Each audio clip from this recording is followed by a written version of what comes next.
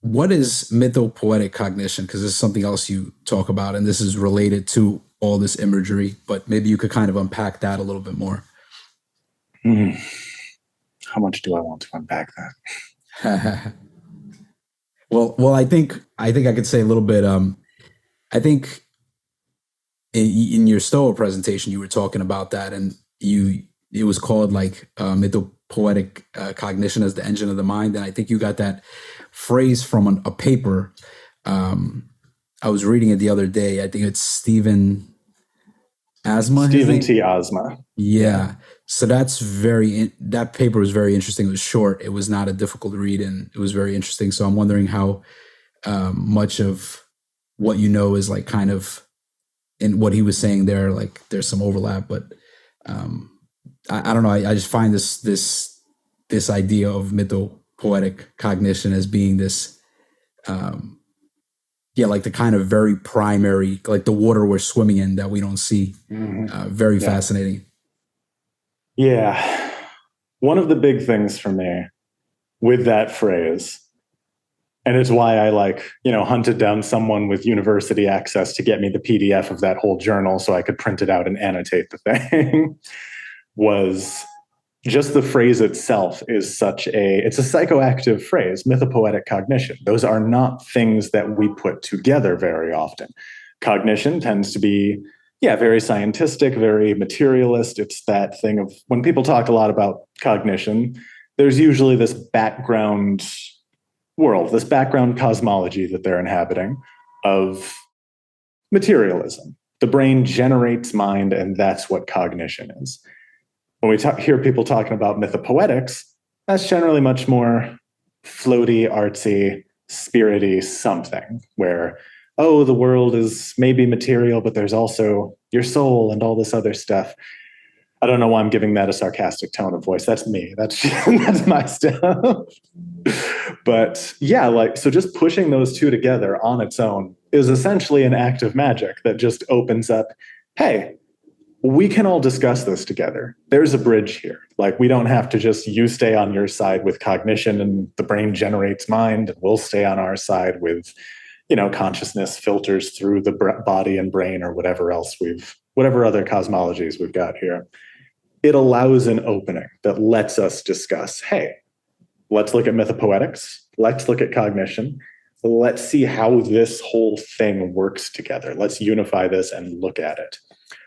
And yeah, I was in Berlin for a residency last year, and I was walking through a park with someone. And I just wanted to gut check the phrase essentially. And yeah, I just asked hey, what comes to mind when you hear the phrase mythopoetic cognition? And yeah, she just stopped in her tracks to absorb the phrase.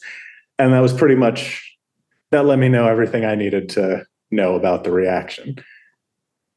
But yeah, so without even getting too much into the specifics of what I mean by it, what Ozma means by it, how much those overlap, literally just the words themselves are a magical opening that let us discuss this in a much cooler way. Opens a lot.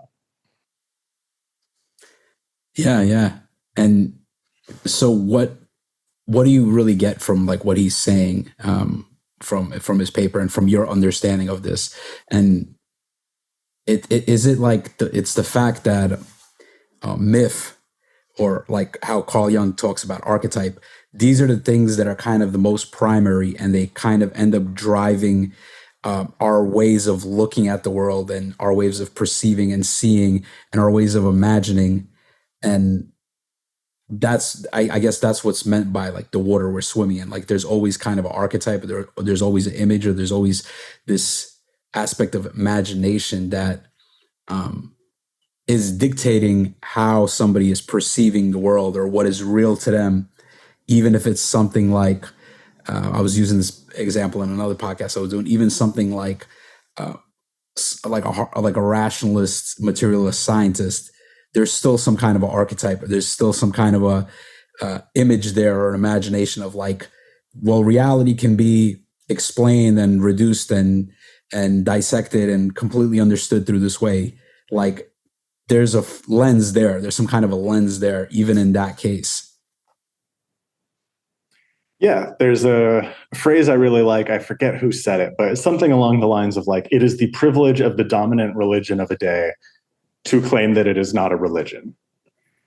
And that's a lot. That's everything right there, essentially. But yeah, they were talking specifically, their area of study was like medieval Europe.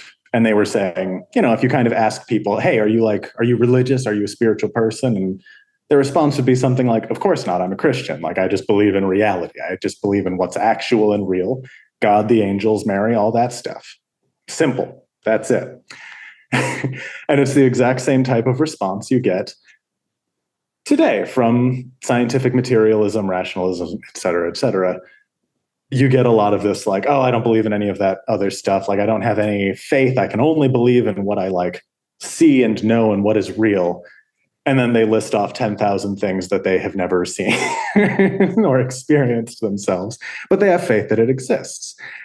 And this one I try to be more careful with, because like people really don't like having it pointed out to them that how many things they say are based on faith, and their faith that the world is a certain structure. Like, yeah, we'll figure this out. We'll get there. We know this and that. It's like, you have faith that the world has that structure and that we will continue to find that, and that there's nothing else. That's the big one, is the faith that that's all there is, that what can be measured, observed, spoken of is the whole thing.